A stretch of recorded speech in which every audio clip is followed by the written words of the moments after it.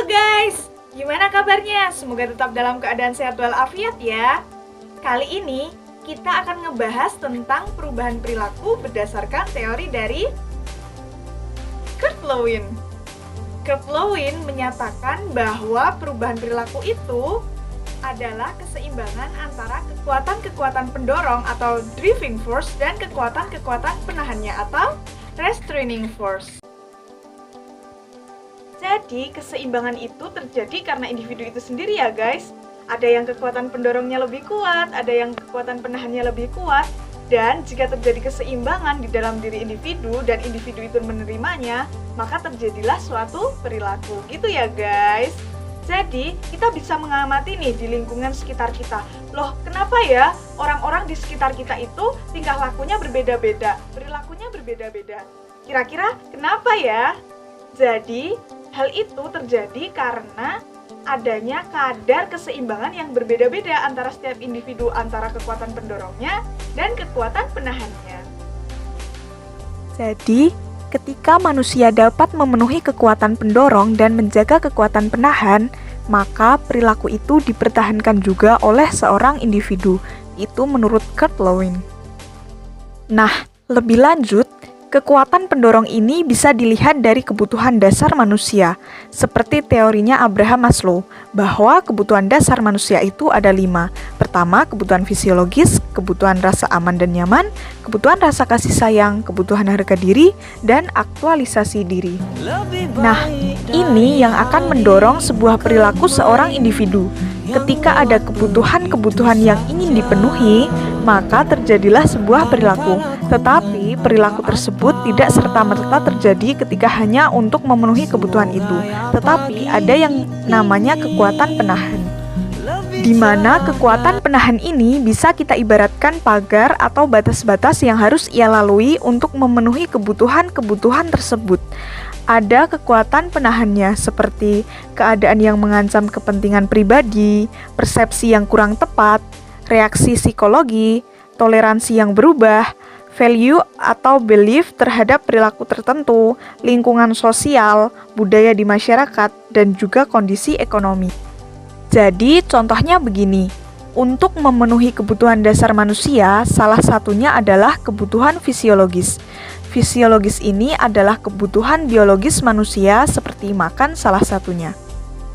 Nah, jadi untuk memenuhi makan sebenarnya kita cukup makan apa saja untuk hidup.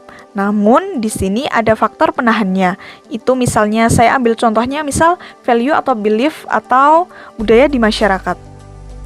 Jika dilihat dari kekuatan pendorongnya saja, manusia dapat makan apa saja sesuai kemauan dan keinginan kita. Namun, kita juga punya faktor penahannya atau restraining force. Di sini misalnya value seorang muslim adalah memakan makanan yang halal dan thayyib, bukan yang haram. Makanya kita memilih makanan. Nah, itu menjadi perilaku umat muslim. Ketika terjadi kekuatan penghambat dan pendorongnya, akan terjadi suatu perilaku. Maka akan berbeda dengan kelompok agama yang lain. Tidak ada larangan untuk memakan makanan yang haram seperti babi dan hammer. Tetapi perilakunya akan berbeda. Ketika pendorong dan penahannya itu juga berbeda. Mungkin ketika faktor pendorongnya sama, tetapi penahannya berbeda, itu akan menghasilkan perilaku yang berbeda seperti yang saya contohkan. Nah, jadi kalau kita mau mengubah perilaku yang sudah terjadi, kita membutuhkan ketidakseimbangan.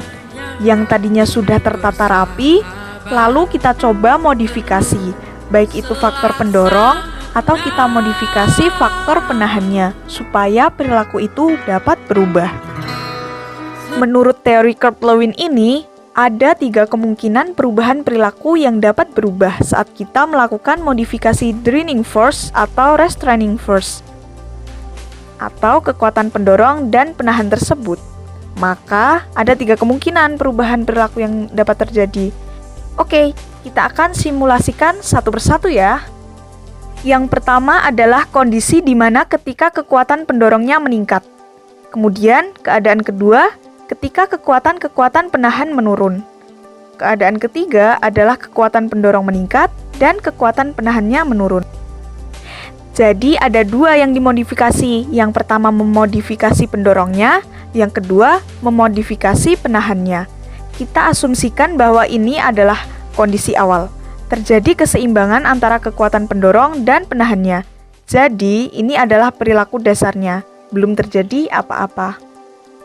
Kemudian tadi simulasi yang pertama, ketika kekuatan-kekuatan pendorong meningkat, terjadi karena stimulus meningkat untuk terjadinya perubahan perilaku, maka kekuatan pendorongnya akan meningkat, maka perilakunya akan berubah.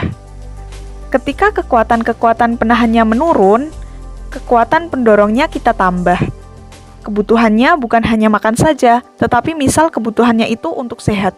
Jadi, ketika sehat menjadi suatu kebutuhan, maka dia akan melakukan perubahan perilaku di mana dia mau sehat. Kemudian yang kedua, ketika kita mau menurunkan penahannya. Hal ini juga karena adanya stimulus juga untuk menurunkan kekuatan penahannya. Jadi, misal orang itu sudah paham bahwa untuk sehat itu harus makan makanan yang bergizi seimbang gitu. Tapi, untuk ekonominya dia rendah. Dia nggak punya cukup uang untuk membeli makanan yang beragam. Nah, lalu kita mengedukasi bagaimana menyediakan makanan yang beragam dengan harga yang ekonomis.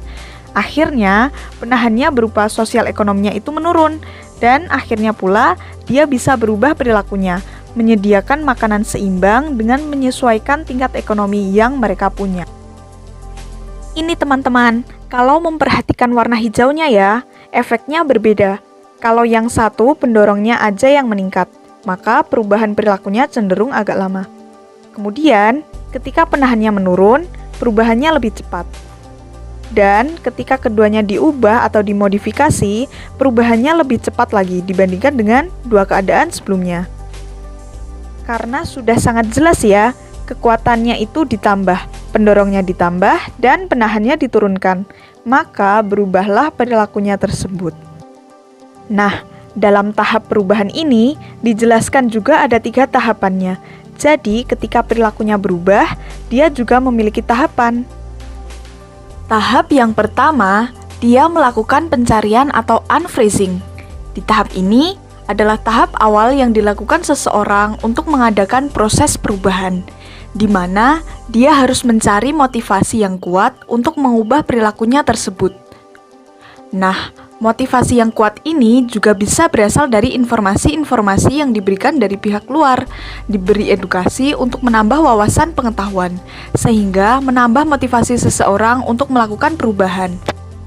Kemudian di fase 2, di fase bergerak atau moving. Ini masuk ke fase action.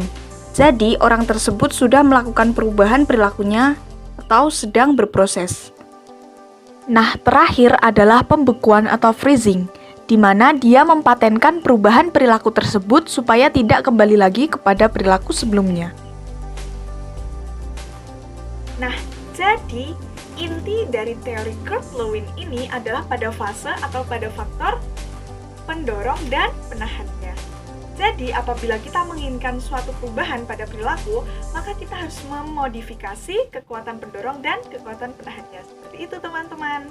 Apabila kita menginginkan perilaku yang sesuai harapan, sebisa mungkin kita meningkatkan kekuatan pendorongnya dan menurunkan kekuatan penahannya.